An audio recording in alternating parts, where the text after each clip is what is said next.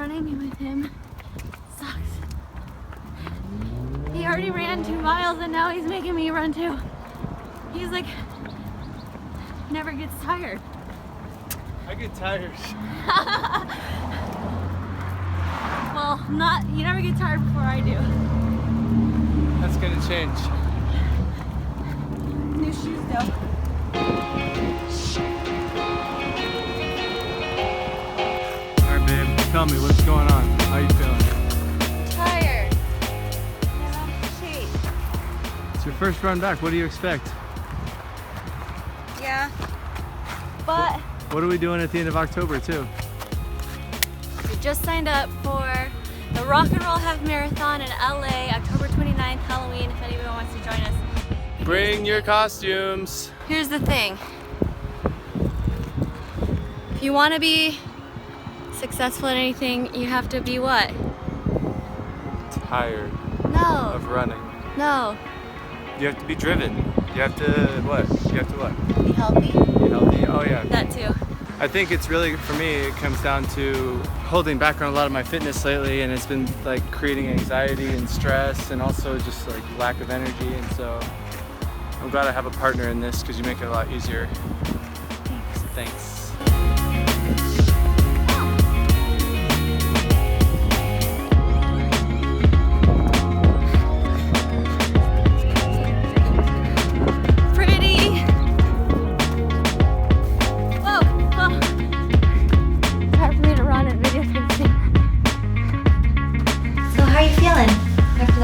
Oh babe, my body's telling me I'm 34. Yeah.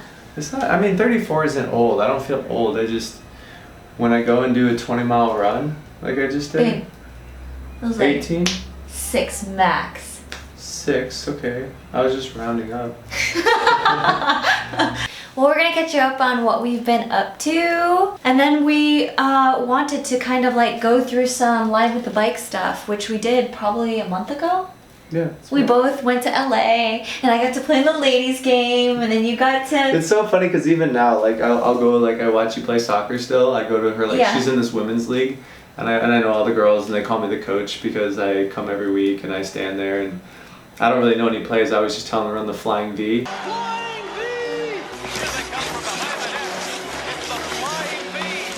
And so I felt the same kind of nervousness that I feel on the sideline. I was like, I had it up on stream and I was like watching all the hands. I was like, you know, all Yeah. like a nervous parent. Yeah, I love it. I love it. I did the same for you. Oh, okay. So, but before we get there, life has been crazy. I haven't been video blogging, but we're really excited to kind of like do this thing together, bring you along, and we're gonna just go for it during the series. Not sure what it really looks like I yet. feel like but you were just like, you know, you have like all these like people out there and you're like, guess what guys, I brought my friend. And they're all like, you didn't tell us you were bringing this guy. Like, is he invited? What? Like I just showed up at the party and they're like, oh, hey.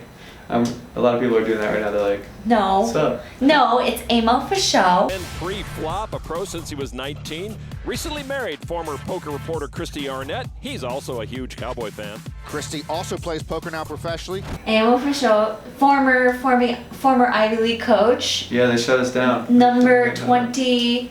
Oh, my dad Eight- will 20 my dad will tell you this. Yeah. 28th best player in the world. 28th best player in the world in 2015. Yeah. Real quick, what have we been up to? Wedding. His Mexico. brother got married Yeah. to the most beautiful girl ever.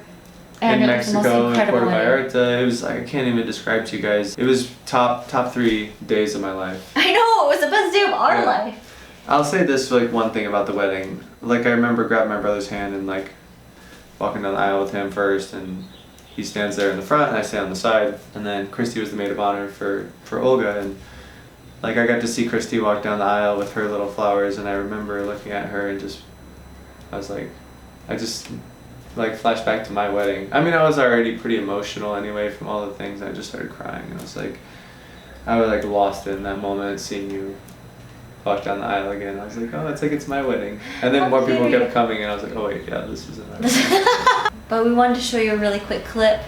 They are the most attractive bride and groom, stylish swaggy you will ever see.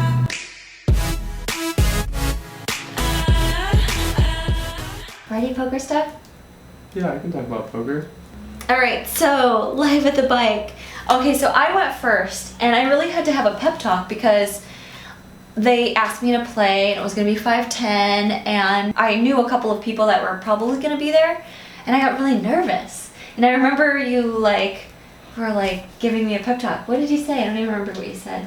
Well, I mean, the first thing I had just to kind of like let people understand a little bit about playing on a show like Live at the Bike. I mean, obviously, like, it's not like you're playing on ESPN or like some big outlet and those kind of things. However, there is like a certain level of vulnerability about letting your cards be filmed and put out to the world and to judge you. So like, even though it wasn't like a huge game or whatever it was, like there's still a decent amount of emotions that come up, even for myself. But as far as like what I said to you, I just remember, just sitting down with you and talking to you about, I don't remember what I said to you. Okay, so I was like, I'll remember as I start saying it. Yeah, no, I actually don't remember. But I was just really nervous for some reason. I think because I haven't played on like a TV table in like 3 years, and I was just nervous. But it turned out to be amazing and fun and really cool.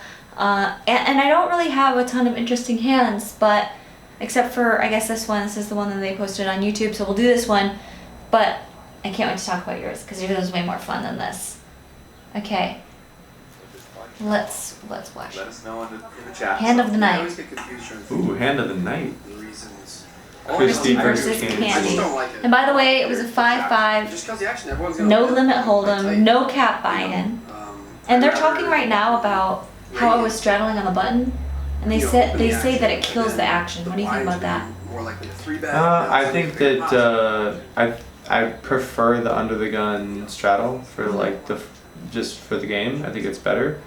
I don't know if I would go so far as to say that straddling on the button kills the action. I could see how a little bit in a game like this it would be a little more action killing, based on a lot of these players don't seem to play very big or This was recreational players do. smaller. Their general stakes were smaller. Yeah. So what happens here? She raises to 45. In a 5-10? Under the gun +1. Is this 5-10 or 5-10-20? This is 5-5. 5-5-10? I'm pretty sure there's a straddle. So she opened a 4.5x. Yeah. Okay. So why do you 3-bet here? Like what did, because she raised under the gun +1. Do you think, why don't you just tell me a little bit about why you were... Well, I think we were 7-handed. And there was a straddle. And she seemed to play quite loose. And I wanted to ISO and play heads up. And I thought, I could flat. Sometimes I would flat, but I thought that it would just be better to take the lead in the hand and play with her heads up with a hand with decent equity. Mm-hmm. Decent hand. Yeah, I think your 3-bet is, I would definitely say it's not bad. However, I don't think I would have chose this spot to 3-bet per se. I think like the stack depth is a little awkward. You know, she has around, what did she start the hand with, around 1400? Mm-hmm. So basically if she 4-bets, you have to fold, which kind of stinks when you have a hand like Ace-10 suited that you could just see a flop within position. Like one big concept that I talk a lot about is like when you 3-bet, you are basically lowering the stack to pot ratio, which basically means like you're inflating the pot and you have less money behind, for like lack of a better term. And Less playability, less options. yeah, and when you're in position, you typically want to have a higher stack to pot ratio. It's better for the player in position. And also, hands that do well with the low stack to pot ratio are hands like Ace King, Ace Queen, like Big pairs. big pairs, yeah. Hands that are good for low stack to pot ratio are hands like suited connectors, a lot of middle strength hands, some middle pairs. Those hands do really well with the high SPR. So I think like for just those basic reasons, I definitely like calling. I also think that if you don't have like a specific read on this player opening like just like too many hands and calling too many 3-bets, if you do, then this is, I think, a much better 3-bet. But these are things that are kind of hard to know in the beginning of a game. Yeah, this was early. So. Okay, that makes sense. Yeah.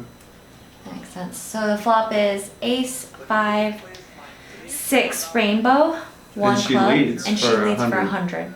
I think like calling is pretty much our only option here. I think folding is out of the question. Obviously, we have top pair and 3-bet pot, and I think raising the flop becomes really hard to get called by worse. I think calling is just kind of our only option, which you do. You toss in the 1 chip. And then bam! Boom! Let me get that 10! Yeah! See? Yeah! See, That's the 10. this That's is the how real skill. Yeah! Forget all, no, just hit the 10. See, Just this is what I do. Like in my professional poker, when the 10 comes, I like put my little sombrero on and I have my maracas and I'm like, yeah. But that's inside, just in here, right? Yeah, but see, then I have that poker face like you do. Why? Why? I have a bitch face though. Babe, look at that look. You were just like, oh shit. I'm about to Okay, stack wait, this hold on. girl. She bet 300 into me, right? Oh, she bet again. On the turn though. Yeah. She bet 200 and I just call. What do you think about that? The maracas, yeah, that's happening in my head, but my face is just like, yeah. that's my face though. Yeah, so I think you could obviously raise here if you wanted to and just like try to get all the money in. I don't really think we need to because She's just bombing and I'm in position. Yeah, and she has the lead. You have no reason to think that she's going to quit betting. We do think that her range for like leading is probably a little bit weak. But it doesn't matter too much as the pot inflates, so just continue letting her bet, and if she bets the river, like she's in a spot where like she's gonna have very little chips behind and she's gonna want to put her chips in. But if you raise, you run the risk of her like folding and saving her, you know, what does it look like she has left? Around $1,000 left. So I specifically like, I mean, calling I think is going to be the best play even deep stack, but one of the good reasons why calling is really good in this spot is that the amount of money that she has behind after you call, it's going to be very easy for you to get the rest of her money in. She has great hair, by the way. Yeah, because she's got 680 and the pot's 1200, so. Yeah. So then on the river. Oh no, but she just bet 300 on the river? Yeah. She bet 300 on the river. Oh, I see. So now she's got 680 left. Yeah. And Kristy goes all in. Oh, I don't know. Does Kristy have it? Do I have it? I have it. Do you got it? I got it. When you jam there, she's like, oh fuck, she might have it. Yeah. I hope you don't have it. But yeah, she hopes. Which, you know, it's unlucky for her. Yeah. The hand is just. And for those of you watching, and like just like a really like quick poker note on this is that this is a spot where really, I mean, as someone who plays like a ton of poker and understands lines and textures and those kind of things, this is a spot where you're never bluffing. You know, where you like 3-bet before the flop, she leads every street into you, and then you shove all in with like basically no fold equity. And I'm not blaming her for calling. I mean, she has, you know, she has top pair and there's a lot of money in there. You know, it's not an easy decision for her. But once you get better at understanding some of these things, it can allow you to make some big folds sometimes. Yeah. Yeah. Like I would never be shoving ace jack there. I got all the monies. Yay! Yay, she played. Okay, your turn. Your turn. Let's see. Yeah. So and actually, like just a quick note, like this live at the bike was really cool. Like so, everyone at this table, like they were just good dudes. Yeah. Like everyone was having fun. It seemed like you guys were having fun. Yeah. And a side note, this Phil guy, he wrote the movie Dude, Where's My Car? What? Yeah, this Phil What? guy. That guy? That's Dude, Where's My Car? Oh my gosh! I loved that movie. You know the part where they're like, and then. Yeah, I should have pulled it. I didn't know that he until after the fact. Oh, come on! Yeah, it would have been so cool. Where they're in the drive-thru and they're like, and then. Is this because it just skipped ahead, so I don't know what's happening. Yeah. Okay, so this is the hand. I see. Oh, okay. Yeah, this Derek guy was really cool too. Like I really connected with him. I felt bad for him. He got unlucky early in the session. He had kings versus aces. This is such a great spot for me. It goes limp, and I have pocket threes in the hijack, which is like a super. It's a good spot for me to get in for 50. And they have my stack wrong. It says I have like 68, 55 here, and actually you'll see I get in a pot with Harry. And Harry actually has around 10,000, 11, 12,000, somewhere in that range. And I actually have him, or he has me covered by like only a small amount. So Okay. I'm around 10K here. Okay. And so the player Rick here, he raises the 300 in the small blind. He's an action player, so he's like the guy. Yeah, he like one of the first hands. He just like went all in with Queen 9 off, right? Queen 7 off, all in first hand. Yeah. It was like he limped, and like 2 people raised and a call, and then he just went all in and they folded. He was good action for sure. And Derek is kind of unconventional here. Like this play to like limp call the ace king, I think most pros would tell you this is not recommended. But right here is really not recommended. This is. So everyone's like, the announcers are trying to figure out what's happening. So actually, Harry flashed a card. Now he's thinking like, oh man, what do I do? He's like, shit. Rick saw his cards. He had the 8 of diamonds. And Rick said, hey, I saw your cards. Yeah, he's like, no, I saw you flashed the card. Oh. And he's like, I don't want to fold my hand, is what he's saying. He's like, dude, I fucking saw your card. And he's like, do what you want. And he's like, he looks back at his hand. He's like, can I really fold this for $250 more? Because there was a $50 straddle this hand, and Rick made it $300. Oh. So there you go. Angrily, she has to pull the chip off his arm. He says, 8 of diamond bitches. Then he turns it face up, 8 of diamond bitches. This is not recommended, but Unless you want to gamble. if you want it, yeah, that's what I was just gonna say. Like, you know what? Just like Phil Hellmuth said, or no, that one guy said to Phil Hellmuth, and he was like, I paid the $10,000. He's like, Yeah. I'm playing the cash game. I put That's the it. $250 in. I do what I want with my cards, and I think that's. I think it's worth noting also, AJ, I think, probably should put a 3-bet in here given the action. Rick was like by far and away the loosest player and was willing to gamble it up. And with a pair of 10s here to get him heads up in position because it's small blind versus big blind. It would have been a really good spot for him to 3-bet. But he opts to call, which is, it's fine to go multi-way here. It's probably not going to make the most amount of money long term. And see right here, the announcer's like, if you listen to the stream, it's like, Andrew's thinking about Vegas and the fucking Mirage. That's And by actually the way, kind of true. By the way, just as like a side note, I'm sitting next to his mom, watching him in the live stream. And I made it a point to not text you because there's a 30-minute delay, and I wanted you guys to just watch this hand unfold without any information. Yeah. And so, Harry flops open-ended. Yeah, and just to kind of commentate this a little more, so I see that he has the 8. So in my mind already, I'm like, he has either 8-9, 8s, 8-7, 8-6, or maybe like 8-4 suited. But see, 8-4 suited, he can't have 8-4 spades, so then it would have to be 8-4 off. So, which is kind of unlikely even for someone as loose as him. Mm-hmm. So these are the range of hands that I'm giving him, and all those hands, by the way, none of them beat me. So now he checks to me. I think AJ knows that his hand's probably no good here when I call it flop, given the action. I think that he's at least concerned, which was really good instincts by him. And so now at this spot, I'm thinking he has an 8 showing. It's like, what are his most likely hands? I'm thinking like 8-6, 8-9, 8-4, 8s and 8-7, like I said. And I think he's gonna have a draw here a decent amount, and I just have to bet. Yeah. And so again, the stacks are wrong. Look, he's so pissed. He's like, obviously, what the fuck can I have? And it's just like, he was. And you guys have been drinking. Like, look, he's got some scotch or something in front of him. Yeah, I think Rick, like, this was like great entertainment too. Like, everybody was like thoroughly entertained, except for actually probably Harry at this point. He's probably thoroughly. Yeah, I think he's having fun though. I mean, a little bit at this point. Yeah. Because he's gambling. He's playing with his. Yeah. And I mean, look how big the pot is already. Like if he folds, this is a good pot for me to win. I really want him to call because I know I have the best hand, and he probably doesn't have that many outs. Yeah. At most, he has 8, which I'll take that all day. So I bet 2,800, and I think he does call, right? Yeah. Of course. Oh yeah, but I mean, I thought you were gonna fast forward. I am gonna fast forward it for a second because he tanks for a long time, and you're just thinking. So now he. Yeah, so here he goes. Finally, he's cutting it out. He's cutting it out. He's Still like, thinking.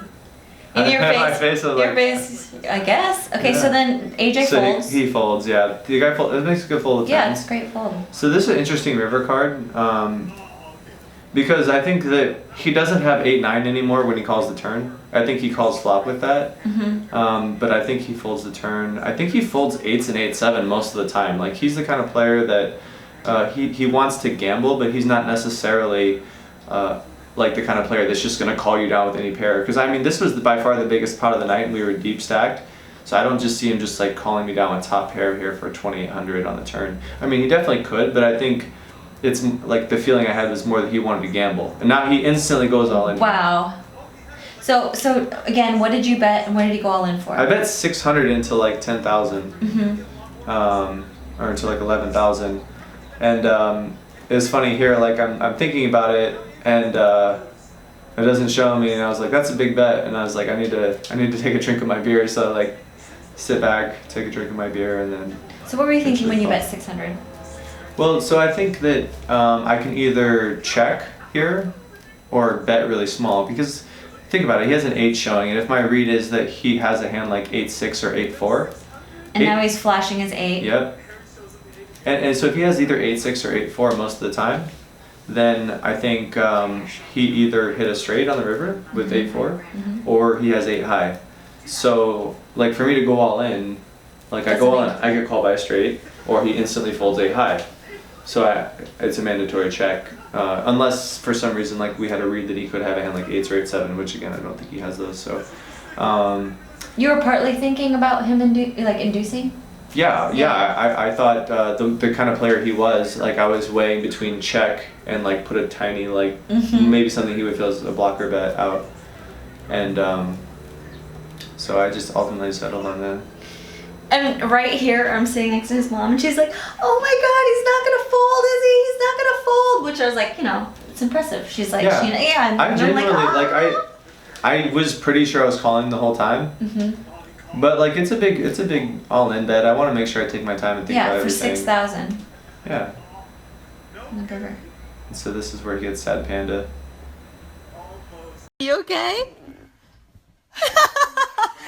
Andrew just won a 22K pop. It was one of the more fortunate hands. Like in poker, every once in a while, you'll find yourself in a situation where people will put their money in situations that are like probably not the best for them, and it happens every now and again. It doesn't happen as much as it used to, and so it's always kind of nice when you're on the receiving end of like one of these situations that are really fortunate. So, and Harry, he's pretty unpredictable and difficult to play against. I know he played a hand against you. Yeah, earlier in the session, just real quickly, in like a spot where what we call polarized, where he either like has like the nuts or nothing kind of situation, he raised me in a spot where he had like a very slightly better hand than like my like medium strength hand, which was like really threw me off. So like he's definitely tricky, and you gotta watch out for this guy. And you gotta give him credit for the heart. That is heart. That's heart right there. That is heart. Yeah. Awesome. Well, thanks for and now, so we've been vagabonds, and we haven't really had a home in a while. And right now we're actually staying at our friend's house. We have a place in Vegas, which we're selling, I think, soon after the series. But we've been fortunate to have friends take us in, especially in California, and we're at a beautiful beach house from one of our poker friends. So we're gonna bring you out and watch the sunset with us. Yeah, and I think we owe some favors to some of our friends. So if any of our friends want to crash at our place, when we get it, they're more than welcome, because we've been couch surfing for a while now. Yeah.